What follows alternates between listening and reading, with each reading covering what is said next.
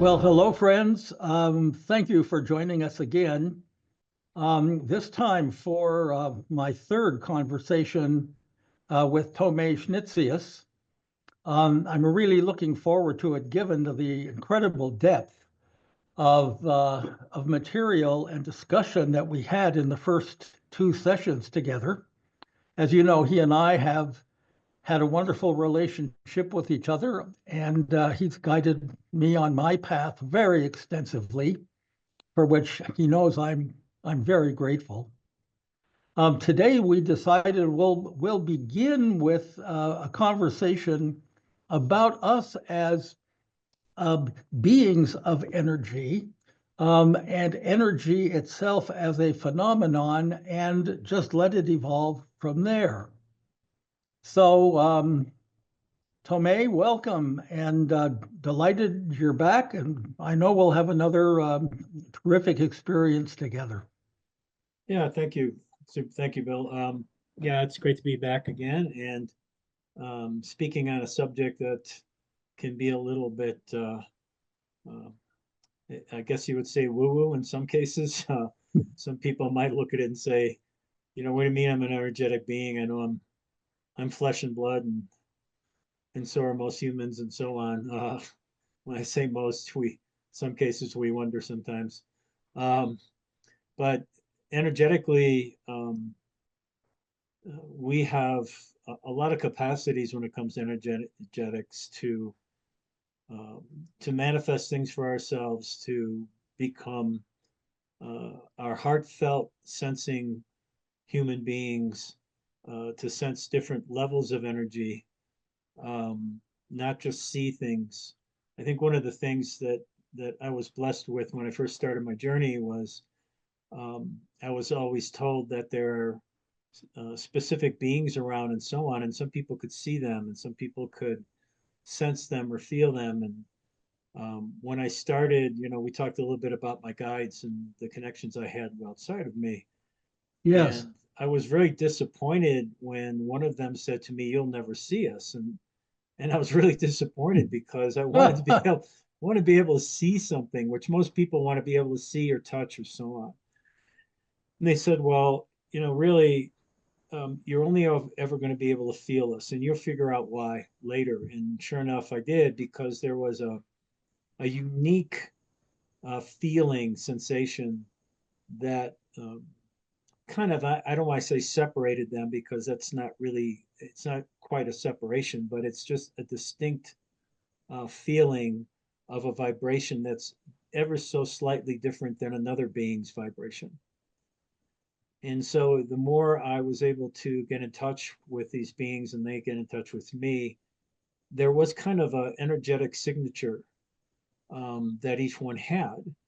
And I could know almost instantaneously who was speaking to me, or, if they were in the room with me, or if they were in a channeling that I was doing, or so on. So that became quite a gift, that opened up in my heart as things went on. And as you know, that kind of multiplied into many beings and many opportunities down the road to be connected to so many. And I don't I don't put myself on a pedestal in any way because of that, because quite frankly, we all have the same opportunity. Nobody has any gift, or you might say, that's different than anyone else as far as what we hold within our hearts. We hold all opportunities to sense and feel and notice for ourselves the energies that are all around us and the energies that are within us. So that opens up a door, that could be quite a few different discussions, quite frankly. Um, However, to break it down a little bit into a simplified place at this point is to understand that there are a lot of atoms and electrons and so on, and photons that are a part of everybody's body, but also a part of everything that we can sense or see or feel, touch outside of us. And to be able to recognize those things without using your sight can be a bit difficult because we have been trained to define these things as opposed to feel or sense these things. A scientist, a physics scientist, Nassim Haramein, has come up with some incredible equations and theories and so on that show us that what the mystery schools actually have said all along, and that's that um, pretty much everything is space, which means, in between all these electrons, in between all these atoms, in between all these particles, if you want to call them that, in between all these waves and vibrations and frequencies and so on is space. And it's 99.9999% space. When we touch or see something in the third dimensional realm, it's solid, it seems. But really, if you use a microscope and take it down to its smallest level, you would see that it's not a solid object per se. It's really space that has decided to be confined in a certain area the way it is. In its simplest term, the space actually becomes more prevalent than anything else. The mystery schools would call space the mother. They would call it consciousness. And intelligent design, divine design, would place within consciousness the idea, if you will, and not the idea in the mind, but an idea based on creative manifestation into consciousness what it would like to feel or sense about itself. And then consciousness would form based upon the particles and the waves and the colors and the vibrations and the frequencies and so on, what it is divine intelligence would like to see. Now, that's pretty esoteric and could be very difficult for some people to comprehend. However, this is why we see what we have today. Divine intelligence is everywhere. Consciousness is everywhere. You are part of that. You are part of the all. You are part of the consciousness and the divine intelligence of all things. When we drop our judgment as to what we're seeing, when we do not confine consciousness to our mind, we then can open the door to sensing and feeling things that are not from our five senses. So we walk into a new arena of the gifts that we have within our heart space that science is now finally beginning to recognize. They will not, of course, put the name God onto it. Physics will not do that. But they are starting to say, not necessarily it's consciousness even, but they just call it possibly a thing. They know it's there. They just don't know how to label it. They don't know what to say about it. And in most professors at universities will not agree with you when you bring any kind of, let's call it a religious kind of connotation to it, because they're scientists. They have to have pragmatic ways of looking at things. And so they don't want to define what's there. Or they want to define what's there. They're not willing to just understand that it's a sensing, feeling, vibrational type situation that is there and is holding everything together. The space is what's holding everything together, not the particles. In fact, there really, from what I understand at this point, what science is starting to find out is that there really aren't any particles, which even blows everybody's mind even further. There is light and there is dark, and the light is what they now label as photons. And I don't know if we're going to get to it today, but I kind of get a feeling that I'm heading in that direction anyway, is to start even not necessarily defining these things, but to try and bring some kind of a understanding to them. I know recently, and Bill, you might know this better than I do because you kind of stay in touch with Nassim Harriman more than I do. But recently, I believe he came out with a statement and possibly an equation to say that within each photon, if you want to call it a particle, is the entire universe. So if we're going down to the smallest thing that science can see, for instance, and within that smallest particle is all of creation, is all of universe. It kind of is, it's really hard to wrap our minds around as we go forward. However, there is a pureness in the photon. There's a purity, is the best word I can come up with. And that purity is divine intelligence, it's light. And we are loaded with it. Our bodies are loaded with it. Our cells are loaded with it. The air is loaded with it.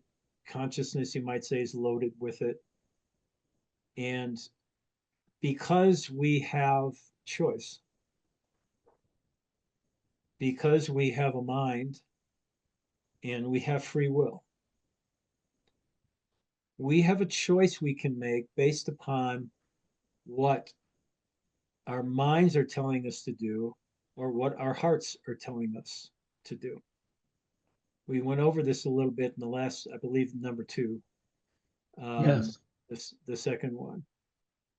And when our minds are being used, when our ego and our program is telling us what to do, we are actually listening to something and manifesting and creating a world around us based upon what we think is how we're supposed to be with life. And the light and the particles and the frequencies and so on in consciousness is bound by what we believe, what we think. And the reason is because in free will, the universe has to listen to the divine intelligence even within our ego. So if I say that I want to judge somebody, it's actually I'm using my brain to judge something because divine intelligence within the ego has to be listened to. So then the particles and the frequencies and the waves conspire together to create the judgment that I wish to project, which creates a wave of stress, if you will, in my system, which brings imbalance, not only in my physical body, but that imbalance then is projected out in waves of energy as well. And so if I break that down a little bit, when we are in at work, for instance, we don't like what one of our colleagues is doing, and we don't even speak it. We just feel it. And we feel it pretty strongly, for instance. We project that energy outside of us towards that's inside of us, outside of us. We project it out towards that individual, towards that personality, and they can feel it. It doesn't mean that they know it's coming from us or that, they can understand it all. But in some perspective, they can feel it. They know almost that either they don't feel that they're wanted, that they're good enough, or whatever it might be, based upon what I'm projecting to them. What's being projected to them? There's a energetic feeling that's being projected. So you are manifesting that within yourself and then projecting it out.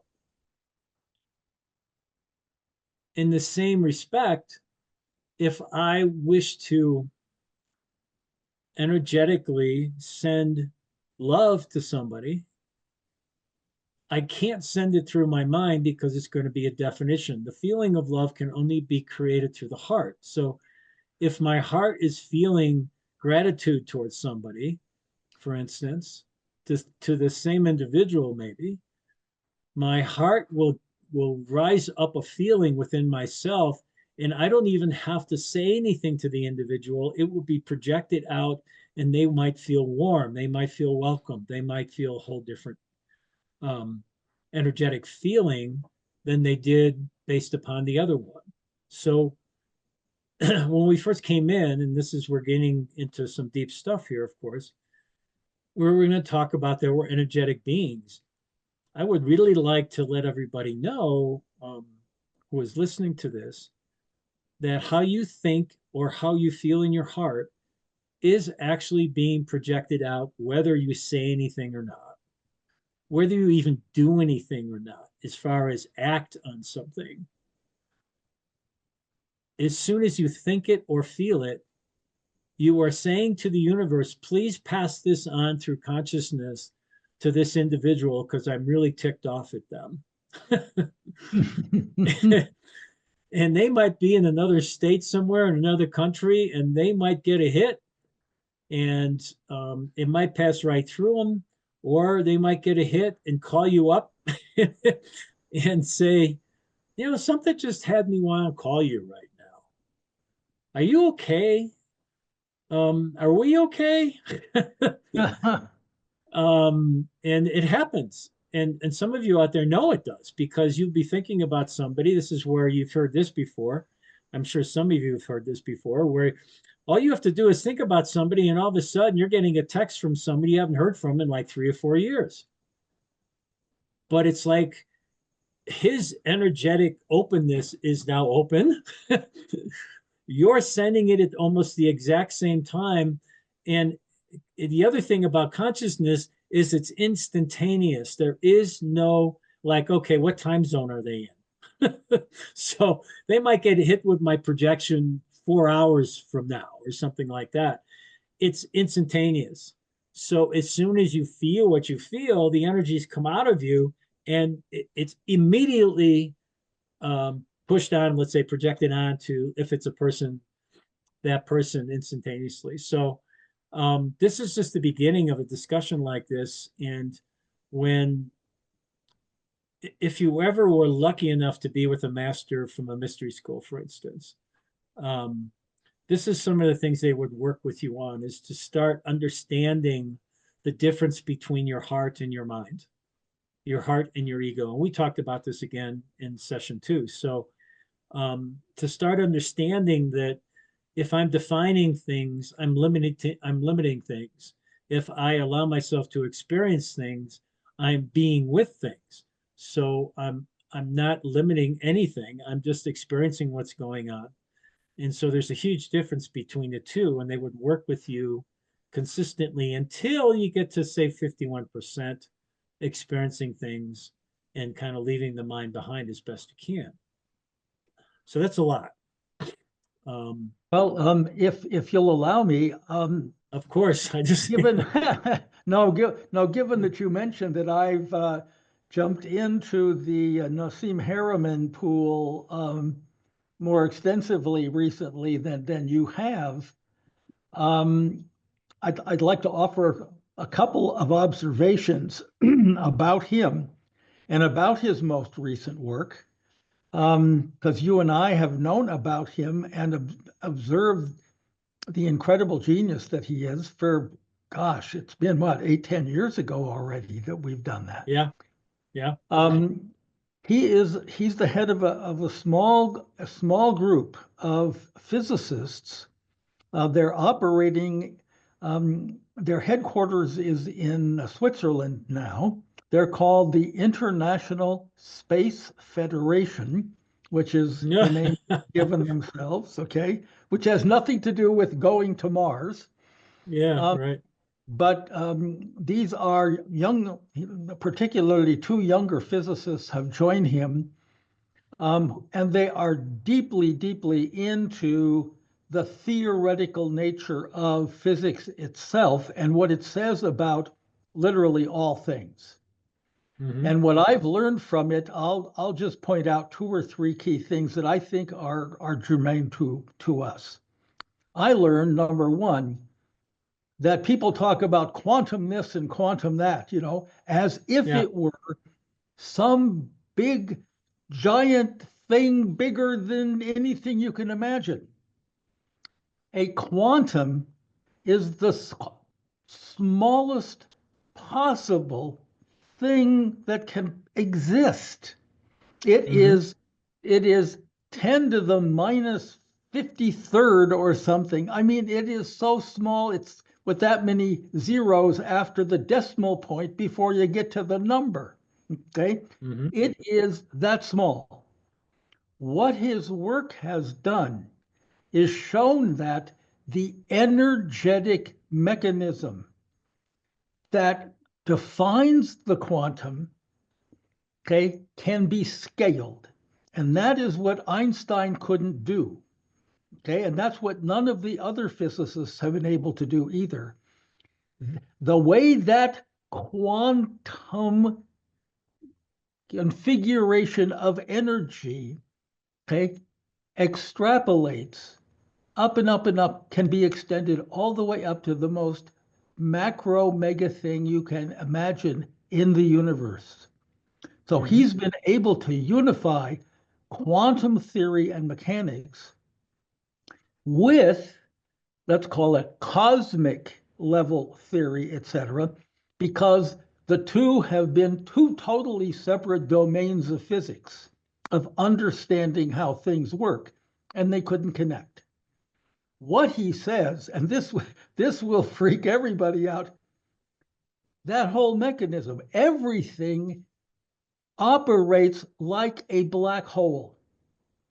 Okay, a black hole torus, he calls it, because a black hole, we misunderstand it from the standard model of physics, has given us a misunderstanding of black holes. Black holes do draw in energy, but they process that energy and project it out. So they are creation machines with the energy that they pull in. Everything down to the quanta does that. We human beings are sort of halfway in the middle of the scale. So we're walking, talking black holes in a sense. Okay, so all of that is true. When you were talking about the space, he would say, Tomé is absolutely right, but what that space is energy. It's not empty space. There is no such thing as empty space. Energy is in all space, okay? Which is what gives us in the universe the field, what we call a field. The universe is a field of energy where everything is connected to everything else at whatever scale or vibrational level we happen to be at. So when we raise our consciousness, our own vibrational level, I'm putting words now in Harriman's mouth. When we raise our consciousness, we're raising our vibrational level and therefore attracting more higher vibrational energy into us to use as creative fuel for our lives. So we're creation machines. When we do that consciously. We do that, well, we can, when our brain does it consciously, it's likely to not be nearly as high frequency. When our heart, our intuition, our heart, our sensing self pulls it in. Yeah. Okay. Yeah. And so our minds, it gets back to the same thing again in most cases with our minds. And that's that if I'm conscious of what I am wanting to pull in, there usually is a feeling of that. There's usually a sensing of that. When I am not conscious, there's usually just a definition that I'm looking to have, which is a mind-driven thing. And some people who, some of us might say they consciously intended to do that. So they knew what they were doing. They knew they were going to harm somebody, for instance. They knew that this was going to happen. And so they're projecting a low frequency of energy because it's based on harm. And I think is it David Hawkins? I can't remember what his first name was, but Yeah, David Hawkins with the consciousness yeah, scale. with it, That's what you mean? yeah, Yeah. Hawkins, and some of you out there, you might know the name as well, came up with a scale of hertz that shows the different vibrational tendencies of emotions and fear and depression and joy and compassion and so on. And on that scale, you could see the frequencies that each one was projecting. And even there was I think a Japanese doctor, a scientist who, Emoto. yeah, who would um, send energy, the vibrations into frozen water that was Yes, clear. Emoto. I And, think it was yeah, his name. and he would show the results on microscopes on the sacred geometric patterns that were being formed by these different hertz as well. And so you could see that if somebody was depressed, the water would be really kind of an ugly looking kind of a figure. If somebody was in joy, it would be one of the most beautiful uh, sacred geometric patterns you can imagine. So like when you see uh, a snowflake under a Yeah, microscope and see the beauty of that snowflake. If it was depression, you might see the snowflake melting, for instance, and only part of it might look okay, and the other part would look kind of ugly, let's just say, not to put a label on it per se. But these are the kind of things that we have um, the opportunity to choose. So when Bill's talking about what he's talking about, and understand that everything outside of us has a vibration frequency to it. Um, some of the mystery schools would even get into the electromagnetics of it, um, and say that how the electrons are spinning are based upon the emotions that you're having within your own system. And if they're at a higher frequency, they're spinning at a higher rate. If they're low frequencies, they're spinning at a low rate, which would make sense. And therefore your system would be imbalanced when they're spinning at a lower rate, not at the rate they can perform in their benevolence, if you will. Um, and the understanding became, especially from Emoto and even from Hawkins, is that if somebody, if a monk were to send a loving energy into the water, it would automatically shift the particles in the water into this very high state yes. of beauty. And when they would send hate or fear into it, it would look really ugly, let's say. So that says basically that we are in control of the manifestation of how we feel, sense, and want to look and how to want to project. We are our own creators. And what we find out from, I think we talked about this last time too, in some of the scientific studies of the heart and the Heart Math Institute, to understand that through our heart space, we have the ability to heal. We have the ability to manifest and create things beyond anything we could ever imagine. And it's through the energetic realm that this is done. It's through the consciousness that's all around us, the space that's all around us, is through the space and the consciousness that's within us, becoming one with the infinite amount of abundance, you might say, or the infinite amount of solutions that are waiting to be explored in infinite consciousness. Infinite consciousness, of course, in the divine schools and the mystery schools was the mother. So our divine intent, let's call it, that we would feel within our heart would send out the consciousness of feeling. And Greg Braden's really good about promoting this. Through prayer, we would send out a feeling of what it is we're looking for, what it is we wish to have in the moment that we are feeling it.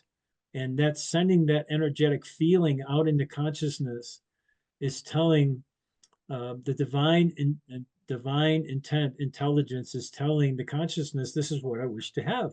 And they have to answer. They have to answer. They have to give you what you want.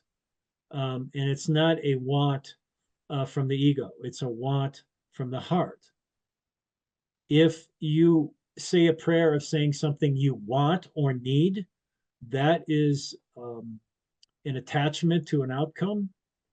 And um, unfortunately, the way it works as well, because we're in the third dimensional world, is that you must experience both sides to a want or a need. So you might get something for a while, but then you're going to lose it. You might have to work for something to get it um, from a, say a low frequency place before you can understand what it feels like to have the high frequency part of that. You can bypass that if you allow yourself to be in your heart. You don't have to walk through that same, let's call it process. If in your heart you truly manifest something that is the best for all, and you feel it, and just let it go, you might surrender it to the consciousness. It'll come to you. We don't have, let's say, a time frame or anything like that of how it's going to be, but it has to be answered. And so how that happens and how we have to have it happen, that's ego. If I have to have it in a certain way, that's ego. It has to have an attachment to an outcome. When we just place a feeling of how it can help all things and not just myself, for instance, and we let it go and surrender it, knowing the feeling of it is present in consciousness somewhere, and it will show up in my heart, and I will know it. And this is kind of tricky because most people have to have an outcome. They have to have it, and that's ego. That doesn't work. Um, you have to let go of a definition or an attachment to some kind of outcome. Otherwise, it won't work. It just won't work. I think, to be fair to all human beings, including me, and I think you as well, certainly earlier in your life, we live in a tangible world. We live Yep. on a plane of where physical things, that is the energies of material things. All material things have atoms. Mm-hmm. All atoms have moving parts. All atoms Mm-hmm. are energy spinning. Okay, Mm-hmm. that's why everything is energy. Ultimately, Mm-hmm. down to the atomic level, everything is energy. Yep. But okay, when that energy coalesces and when its vibrational character slows down, then material phenomena emerge. That Yeah, is, denseness. material things emerge. So physically, Mm-hmm.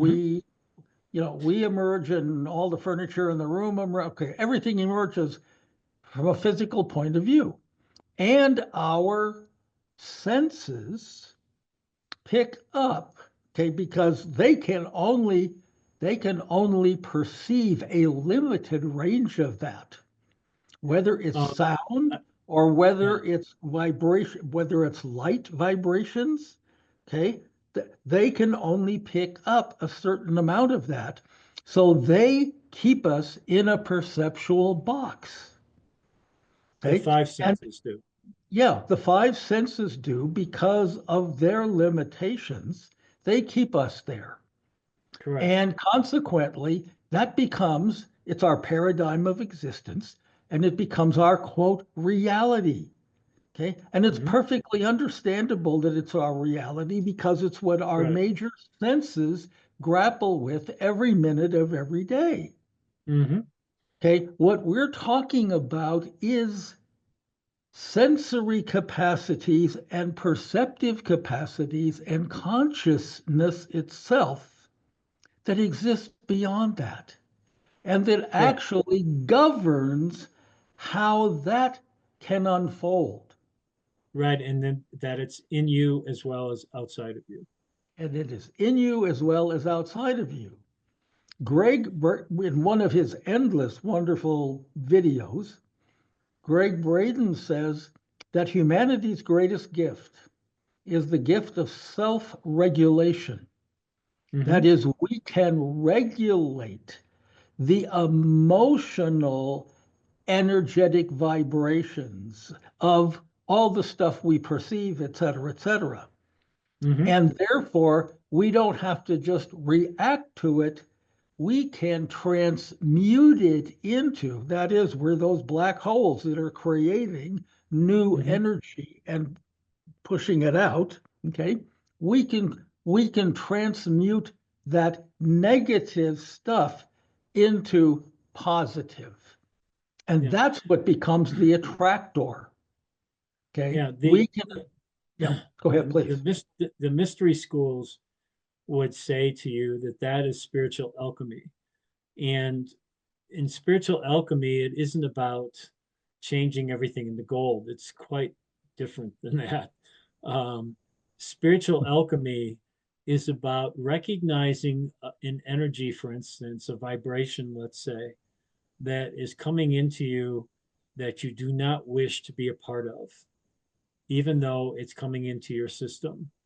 But you are conscious of the vibration that's coming in, and you believe that it will harm you. You don't fight it, you don't kill it. And in spiritual alchemy, you transmute it into a higher frequency. So, for instance, if you feel that somebody's judging you and then you want to debate with them, so you're actually fighting the energy that's coming at you, you're debating with them that they're wrong and you're right, and so on, and you're going to come up with all the different ideas of why you're right.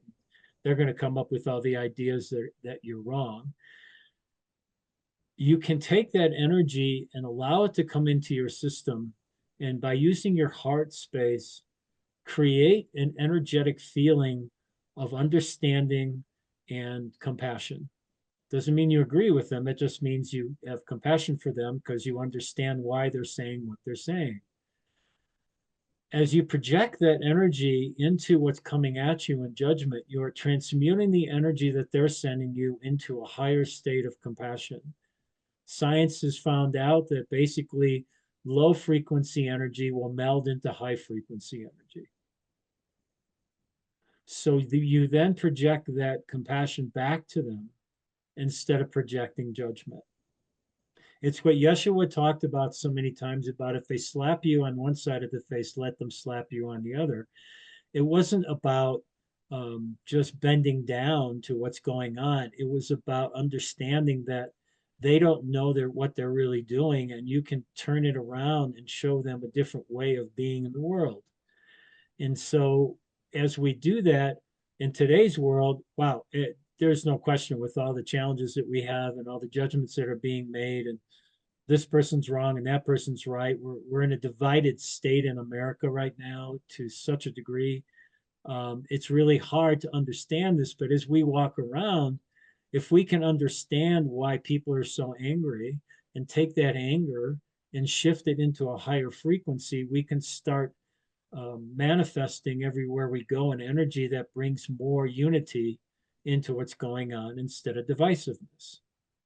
That's what spiritual alchemy is all about. And so it's energy work. People think energy work is just about healing a physical ailment or something like that. Yeah, that's part of it. That can be done for sure. But we're talking about an overall energetic healing of mind, body, and emotion. Like you said, the emotional part. All those things can be healed by using energy and vibration in a conscious way that does not cause more harm, but actually causes more high frequency to allow the electrons, let's say, or the photons that are coming into your body to be used in a higher state instead of just being discarded because all that's in the body is hate and judgment and so on. The light cannot take hold into a cell that has already been predetermined as hate. And that predetermined cell of hate has been created by you, not by something outside of you. Most people will look at outside of them and say, look, that person or that thing caused me to do what I do. No, that thing or that situation or that person was doing something that triggered you to choose to do the things that you're doing. So you have ownership on how you're reacting to it. You have ownership of what kind of energy you're building up inside yourself based upon what you're seeing or being triggered by in the outside world. And if you can change the way you see things by being with things instead of letting life tell you how to live, all of a sudden you will shift the dynamics of what's going on to where you are going to be the spiritual alchemist yourself and say, I don't have to judge this. I don't have to hate this. I can be with it and change the makeup of the energetic value that's coming to me. It doesn't mean you're going to change it to everybody. It just means you're going to change it to yourself. But then that's one less place it's allowed to fall. And you've just taken that energy away from that, say, situation or person and change it into a higher frequency and send it back out to consciousness. That's how we shift the world. That's how we shift the community. That's how we shift the home. That's how we shift our relationships with our spouses and our kids and everybody around us is we take the energies that, let's say, are low frequency in certain areas and consciously begin the process of allowing higher energies to come into that place by not letting ourselves get triggered by what's going on outside of us, which is Well, if I can play devil's advocate there to some please, extent, okay. please. No, well, I don't know how devilish I'm going to be, but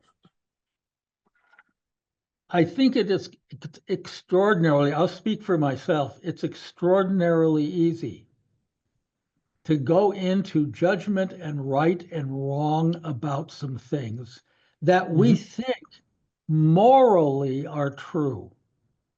Okay. Yeah. We prefer not killing people rather than killing people. We think that's moral, etc. Okay. Yeah. Extreme case. Hmm. It's, I think, very difficult for people when they are first starting on the path, as it was certainly was for me, to let go of the right wrong game, the Correct. judgment game, okay, to Yep. let Yep. that go and treat everything as if everything, it seems you're hearing this message, as if everything is neutral because you have preferences. You think your preferences are right or good, Hmm. or have Hmm. greater compassion in them, or whatever. It's very difficult to say, well, this other stuff is is just is okay. Hmm. So that's a very, very hard lesson to learn, I Hmm. think. But the more you practice it, the easier the lesson can sink in. Hmm. I I am something this past week hit me, and the way it was said that made me realize, oh my gosh, who am I to judge? And this is where we have to take our work back another step. Okay. Yeah. We have been here as souls, not as Tomé, the physical person, not as Bill Spady, the physical person, but as souls. We have been here countless times. And in those countless times, we have been everything and done every good thing and every bad thing you can imagine. Okay. Hmm. We've done it all. Hmm. Well, in my own case, in this lifetime, I have done things which I think, in by your lexicon, I have done harm to people. Hmm. Okay. Not Yep. by physically beating them up or stealing their stuff, but being being judgmental about them, being verbally critical about them, excluding them from opportunities. I mean, all kinds of gestures of Yep. aggression against Hmm. others. All right. I have been all many of those things in this lifetime. Hmm. And this lifetime has given me the opportunity, thanks to people like you, to see things a different way and to let go of much of that. Hmm. So to criticize somebody because they are aggressive or they are violent in some way, blah, blah, blah. I've been that way too, this time, not just hypothetically in past lives at times, et cetera, et cetera. I mean, right now, this lifetime, Hmm. because it's easy. Yeah. It's easy. Well, It's conventional. It's condoned. yeah, and yeah, it might be easy, but there's also a safety in it for each individual because that's all they know. And so, you know, there's a safety in going back to the ego and to the program all the time because they don't know any better, and that's unconsciousness, of course. And as we go through the things that we do in our lives to come back home, as they would say, we're coming back home to our hearts. We're coming back home to our soul. And as we do that, we recognize that our journey has been dealt with, that we have created various things in our lives um, that really do harm other people. And we are unconscious of the fact that that's what was going on in a lot of ways. Um, and that's where forgiveness comes in. And it's one of the greatest gifts that I believe Source has shown us is to understand that, you know, we're all going to walk through a journey where we're going to forget who we are. And as we forget who we are, we're going to be doing things that later on, once we start remembering who we are, that might turn our stomachs because of what we had done. And forgiveness isn't about going back to those situations and seeing the people again and all that sort of thing. If you have the opportunity, then sometimes that can be a very healing process. However, the healing process must be an authentic forgiveness that you show for yourself, and it's a feeling that you have inside. Um, to understand that that was the past. It's not giving anybody carte blanche to get away with something or anything like that. But when you're authentically being with something where you harm somebody, and you forgive yourself for it because you were unconscious at the time, um, to me, the end result of that is that you will probably be introduced to a situation or somebody that is doing the same thing that you did back in the day. And if you uh, have a sense of sadness for what you see, not a sense of judgment, but just a sense of sadness, then I would suggest that the forgiveness that you found for yourself was true because you can feel in the situation that somebody's being harmed. It's kind of the same way energetically that you harm somebody. And you can feel the sadness in it because the person that's being harmed is what you feel. You also have an understanding with the person that's doing it to say, if they were in their heart, there'd be no way they'd be doing what they're doing. So therefore, they're unconscious of the acts that are being performed. It doesn't mean that it's okay to do it. It just means you have an understanding of what's going on. And so you don't judge the situation, you send love to them as best you can, hoping that they can receive something to either stop what they're doing, to look at themselves in the mirror finally and say, what have I done? That's up to them. We can't change anybody. We can only assist them to possibly see a different way by doing the things that we do in our own journey that they might be able to see. That's all we have. So everywhere you go in this journey, if you become authentic in some perspective, right? I mean, you try and do the best you can to make choices from your heart, which then are projecting higher frequency energies in the choices you're making, which means in the places that you're at where you're making those choices, that energy is being projected down into the earth and into consciousness in those places on this planet. And this is why Yeshua walked around like he did. He placed that energy everywhere he went. He did the best he could with it. It didn't mean that people were going to take it.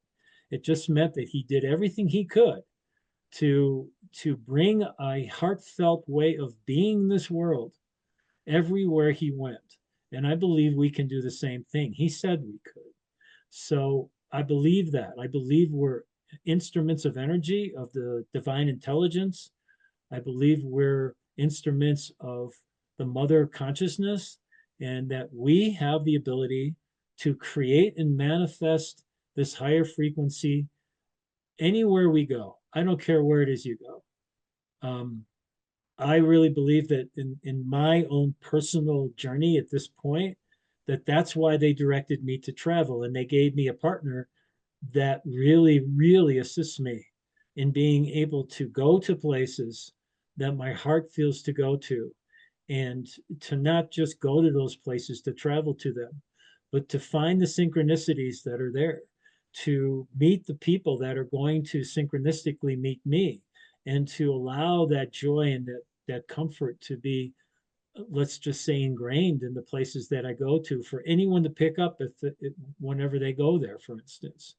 I believe that's our journey once we do it for ourselves within first. You have to have it inside first. There's no way that you can come up with some kind of definition and process of how this works, so you can just go out and start doing it everywhere. Look what I've done. There's your industrious overfocus, Bill. Um, it, it, it's Fair. about it's really about working on the journey within. As you were talking before, I was reminded of that one line that you hear quite a bit, and I'm sure the people listening have heard this before, is that the longest journey you'll ever take is from here to here. Yeah. And that's because you're so ingrained with definition of how everything's supposed to be, and become so attached and brainwashed into believing that that's all true, that to go into your heart seems almost impossible. And so they say it's the hardest journey. I would agree that, saying that is probably true, because, for, say, Richmond to give up his riches so he can find his heart, that's a pretty tough statement to make, for anyone. And so riches are attachments. So whatever you're attached to in your life, to give that up, to be totally open to whatever might come each moment, wow, that's tough. That's really hard. But as you know, as those things develop for you and your heart becomes more your director, then the energies that you have within yourself begin to grow. You feel more alive. You feel more open. You feel more expressive. You feel more creative. You start looking at ways of um, projecting that kind of energy, because it just feels so good and you want everybody else to feel it, for instance. So we have to be careful with that, because some people will throw it back at you and say, who told you to give it to me, kind of a thing. You're like, oh my God, I just want to love you. Well, just tone it down a little bit, would you? It's a little bit much for me to handle right now. And so we got to be careful how we project it in some respect, but that's where our heart comes in, to let us know, are we meeting the people where they're at, as opposed to meeting them where we want them to be at. If we meet people Well, where they're at, then we can open the door. If we meet people where we want them to be, that's an agenda, and that's more of an ego. So that's about energy as well. my sense is, and I want to wrap our session up with this. Mhm. My sense is that there are growing and growing and growing numbers of people who are coming into deeper awareness about these issues than we've Oh ever yeah, had. Okay. definitely. Yeah. And if Mhm. that's true, and if we can take it back to David Hawkins for a Mhm. minute and his consciousness scale, Yeah. the more of those people there are, the more exponentially they can affect the entire climate Yes. of what's happening in the world, the entire consciousness level and feeling of what's happening in the world.